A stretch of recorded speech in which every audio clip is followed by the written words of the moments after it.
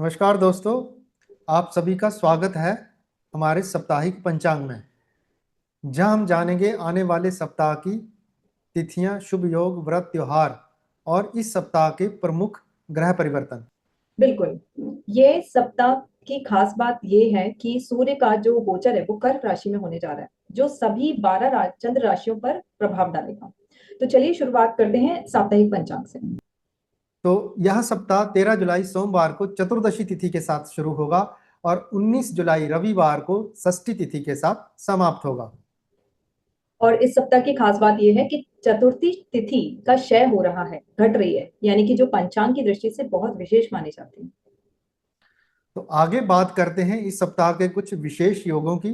तो सबसे पहले है सर्वार्थ सिद्धि योग। ये बहुत ही ज्यादा शुभ योग है।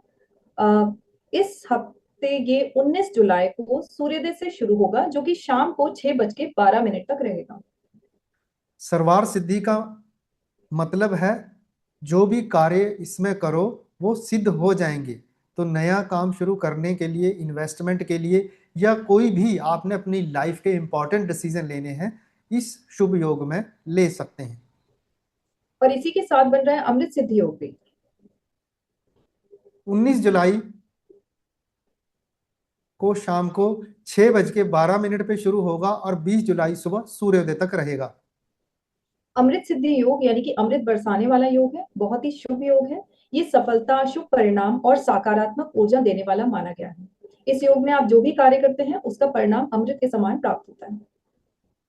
आगे हम बात करते हैं रवि योग की। रवि योग 16 जुलाई शाम को 7:53 तिरपन बोलेंगे ना सर? रवि योग 16 जुलाई को शाम को 7:53 से शुरू होगा, जो 17 जुलाई शाम 6:35 तक रहेगा। और फिर 18 जुलाई शाम को 6:01 पे शुरू होगा और 19 जुलाई शाम को 6:12 तक रहेगा। मतलब सूर्यदेव इस सप्ताह एक्स्ट्रा एक्टिव मोड में है, क्योंकि रवि को हमेशा सूर्य से देखा जाता है। रवि योग यानी कि सूर्य का योग, और सूर्य का ज्योतिष में महत्व इम्यूनिटी और हेल्थ से रिलेटेड है। तो इस हफ्ते आप काफी अच्छे से अपनी हेल्थ और इम्यूनिटी पर ध्यान दे सकते हैं। साथ ही साथ इस योग में अपनी मेडिसिन, जो नई मेडिसिन है, वो स्टार्ट कर सकते हैं, जिसका परिणाम आपको बेहतर मिलेगा। अब आगे बात करते हैं इस सप्ताह की प्रमुख तिथियां, व्रत और त्योहार। तो 14 जुलाई को भौमवती अमावस्या है। जब अमावस्या मंगलवार को पड़ती है, तो मंगल मतलब भौम, तो उसको हम भौमवती अमावस्या कहते हैं, जिसका विशेष धार्मिक महत्व माना जाता है। दान, जप, ध्यान और पितरों के लिए प्रार्थना का यह विशेष समय माना जाता है। और 15 जुलाई को गुरु अस्त हो रहे हैं। तो ज्योतिष में गुरु अस्त होने पर कई शुभ कार्यों को टालने की सलाह दी जाती है। आगे बात करते हैं इस सप्ताह का बड़ा ग्रह गोचर। तो सूर्य भगवान जो हैं वो कर्क राशि में गोचर करेंगे। तो 16 जुलाई को रात में 11:39 पर सूर्यदेव जो है वो कर्क राशि में प्रवेश करेंगे।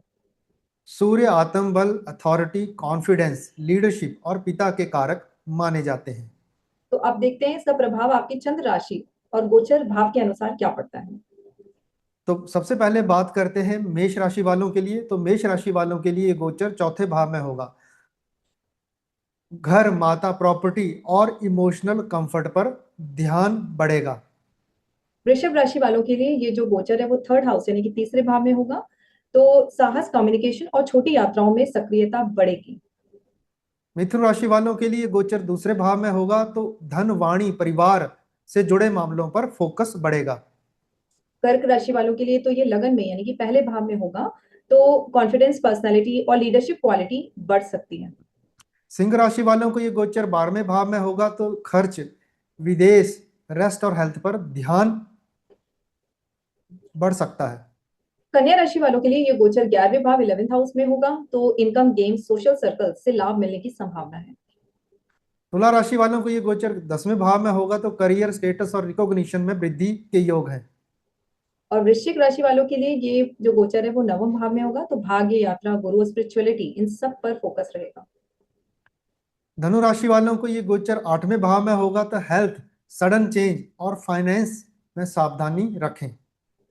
मकर राशि वालों के लिए ये गोचर सातवें भाव यानी कि सेवेंथ हाउस में होगा, जो कि रिलेशनशिप्स और पार्टनरशिप्स पर आपको काफी ध्यान देना होगा। साथ में यहाँ सूर्य नीच के हो जाते हैं और जलीय राशि में जा रहे हैं, तो बिजनेस में अगर पार्टनरशिप में कोई इश्यूज आ रहे हैं तो थोड़ा संभल के चलें। कुंभ राशि वालों को ये गोचर छठे भाव में होगा, तो कंपटीशन, वर्क प्रेशर और हेल्थ मैटर्स में आपकी सक्रियता रहेगी। और मीन राशि वालों के लिए ये गोचर फिफ्थ हाउस यानी कि पांचवें भाव में होगा, तो creativity, children, education, love matters ये सब एक्टिव होंगे।